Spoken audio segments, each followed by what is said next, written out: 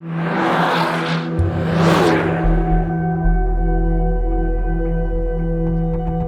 Honda Civic Type R and Renaultsport Megane 275 Trophy R are the fastest front-wheel drive production cars around the Nürburgring. But which is faster around our test track? That calls for a deadly rivals. You know you're in a serious car when it comes with a laminated warning. This vehicle is fitted with Cup 2 tyres, specifically optimised for track use in the dry. On a wet track or road, the driving style should be adapted by reducing speed. Well, it's dry today, so we don't have to worry about that.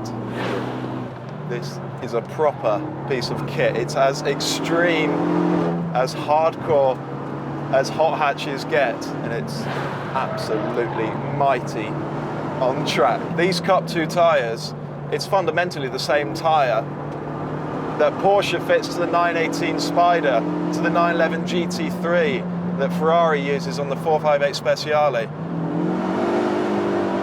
Even on a warm, dry day like today, you have to take a couple of laps to warm them up, because when they're cold, they just have zero grip. On my first lap in this car, I almost dropped it at the second gear hairpin on the cold tyres, just because I hadn't taken time to warm them up. So once the tyres are warm, we've got tons of grip. There's just so much grip to lean on, and massive traction as well. In the low and medium speed corners, the rear end is pretty well tied down. It's in the high speed corners that it feels bloody lively, actually. It feels like it wants to swap ends on you. You need to be on your toes, actually, in those quick corners. But in this tighter, lower speed stuff, it's just so secure, just so grippy.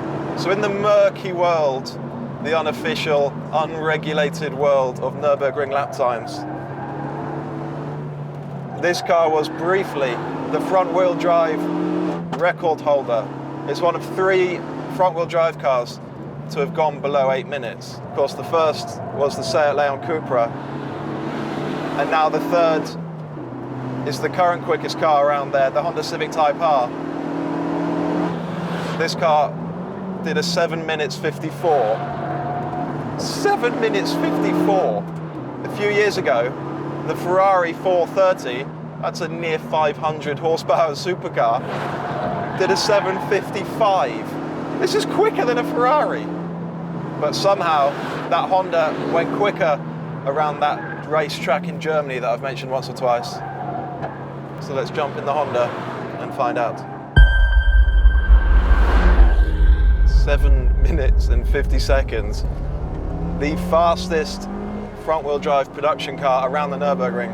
That time is just madness.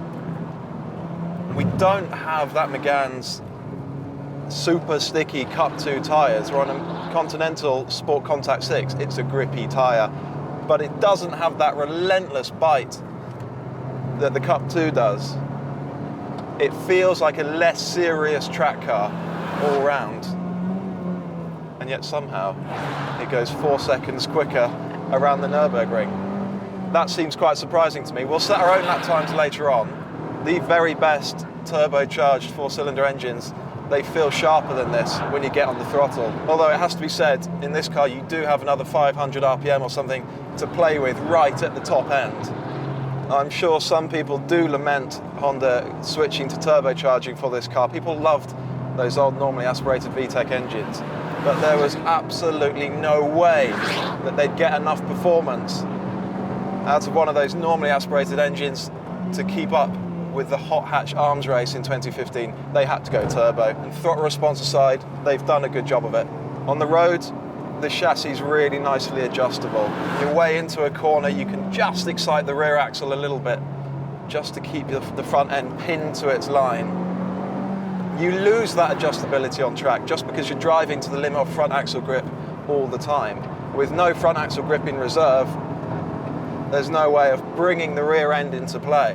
So what you find yourself doing mostly in this car is managing understeer, checking turning speeds, turning in on the brakes, just to keep the front axle pinned. But if you do that, you can carry enormous speed. We've got good traction as well, a nice tight diff in the front axle. But on these tyres, is that extra 35 horsepower going to make the difference? That Megane is so quick on those Cup 2 tyres. We've got a lot more weight in this car. It's about 80 kilograms. That's like another passenger being sat in the car. And when it comes to lap time, that will make a difference. With the Civic on the left and the Megane on the right, we're across the line. The more powerful Civic carries more speed across the line, but it feels unstable under heavy braking, whereas the Megane is locked down. The Megane finds better traction away from the hairpin and it takes a slim lead.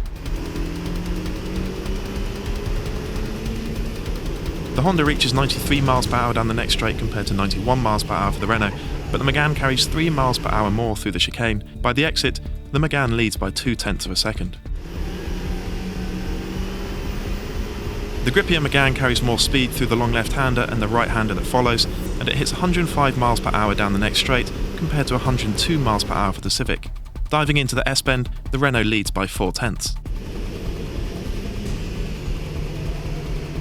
The Megane also carries more speed through the S-bend while the Civic fights understeer.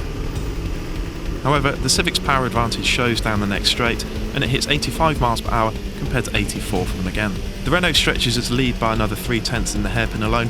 On those Cup 2 tyres, it just finds more grip.